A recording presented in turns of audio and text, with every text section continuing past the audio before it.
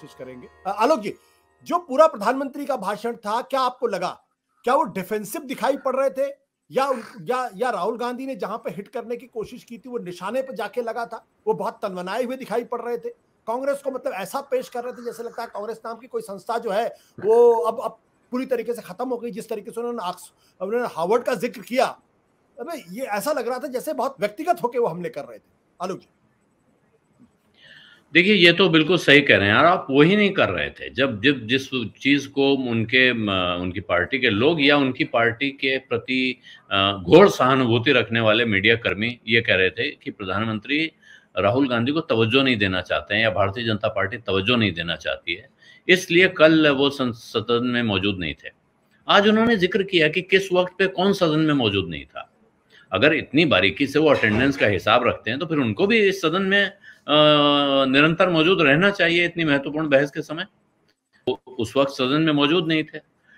और जो बाकी उनकी पार्टी के नेताओं की और यहाँ तक कि दोनों सदन के पीठासीन अधिकारियों की जो भूमिका है, भावभंगिमा है, उसको देखें तो लगता है कि बात बहुत गहरी लगी है, चुभ गई है, और इसी वजह से और तरह से प्रकारांतर से जवाब देने की और इस मसले को कहीं और ले जाने की कोशिश लगातार हो रही है। कोशिश ये हो रही है कि किसी और चीज पे बात होने लगे और हमें इससे निकलने का मौका मिल जाए।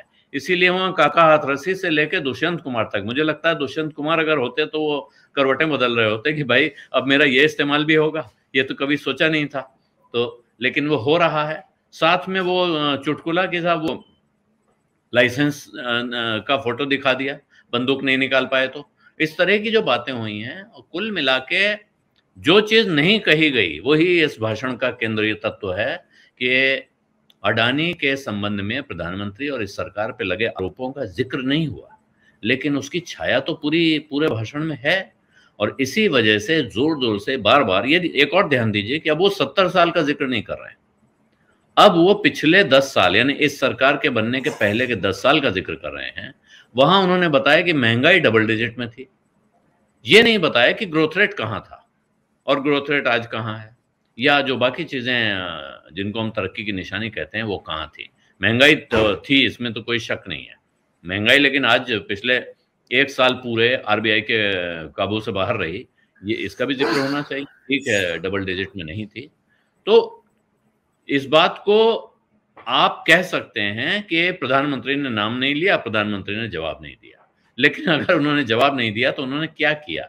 9 साल सरकार चलाने के बाद अगर किसी को ये कहना पड़े कि उससे पहले के 10 साल में ये गड़बड़ हुआ, ये कहना कोई गलत बात नहीं है, किसी और मौके पे कहते हैं। आज राष्ट्रपति के अभिभाषण पर चर्चा का जवाब देते वक्त अगर आप वो बातें कर रहे हैं और उसमें उन सवालों का जवाब देने से कतरा रहे हैं, जो सवालों का जवाब लोग जानना चाहते हैं, एक तकनीकी कारण जो अभी विनोद जी ने भी जिक्र किया, कह रहे हैं कि साहब वो राहुल गांधी के वक्तव्य में से तो वो हिस्सा निकाल दिया गया था कार्यवाही में से, और वो ये मैंने पहली बार अनोखी बात सुनी है, हो सकता है संसद की कार्यवाही के जानकार जानते हो कि बात आज हुई है, कार्यवाही से निकलने का फैसला अगले दिन सर्कुलर में आता है। हमने तो यही देखा था कि चर्चा के बीच में अचानक अध्यक्ष पद पे बैठे हुए अधिकारी कहते हैं कि ये जो आपने बात कही है ये रिकॉर्ड में नहीं जाएगी, और वो दरअसल रिकॉर्ड करने वाले अधिकारियों को, जो लोग लिख के दस्तावेज बना रहे होते हैं, उनको निर्देश होता है कि अब इनके अलावा किसी की कही कोई बात रिकॉर्ड में नहीं जाएगी या ये हिस्सा रिकॉर्ड से निकाला जाए। साथ के साथ होता था, एक दिन बाद हो रहा है। तो उसमें कहा गया कि इसलिए नहीं जवाब दिया प्रधानमंत्री ने क्योंकि जो आरोप रिकॉर्ड में है नहीं, उनका जवाब कैसे दे दें प्रधानमंत्री।